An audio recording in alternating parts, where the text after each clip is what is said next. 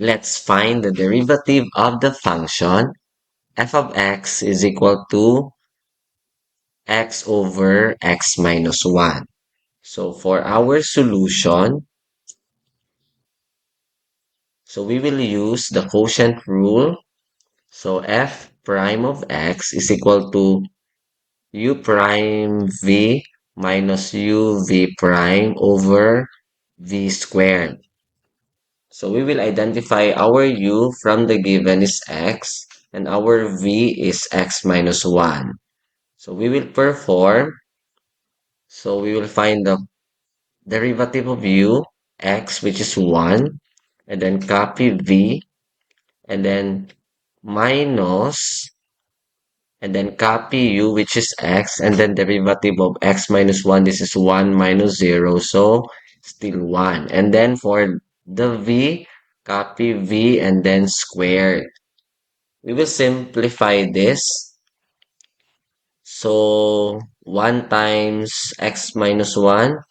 Okay, quantity is the same as x minus 1. And then negative x times 1, still negative x.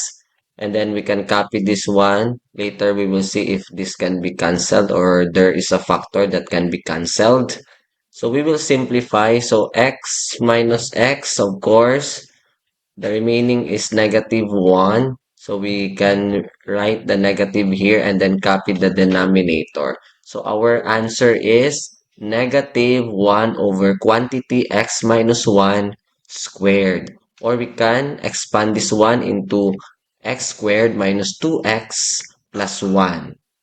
Got it? Let's find the integral of the function f of x is equal to negative 1 over quantity x minus 1 squared. So for our solution, so we will move this denominator into numerator so the exponent will become negative.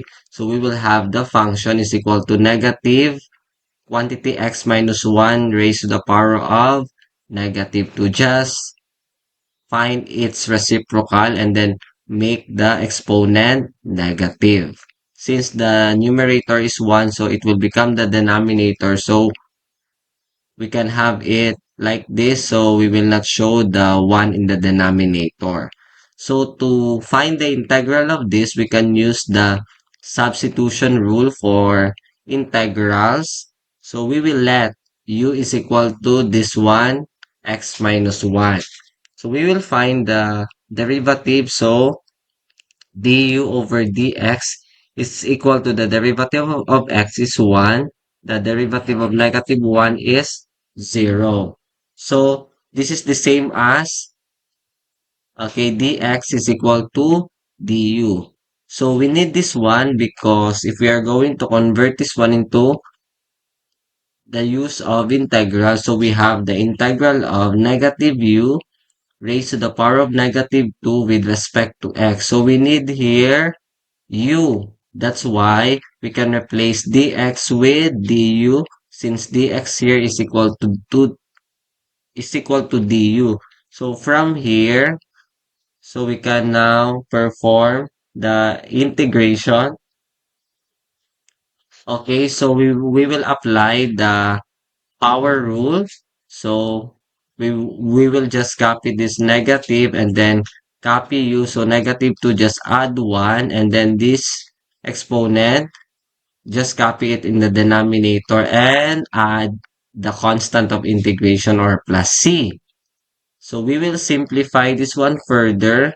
So this is negative 2 plus 1 is negative 1 and then negative 2 plus 1 is negative 1. So we have this one negative u raised to the power of negative 1 over negative 1.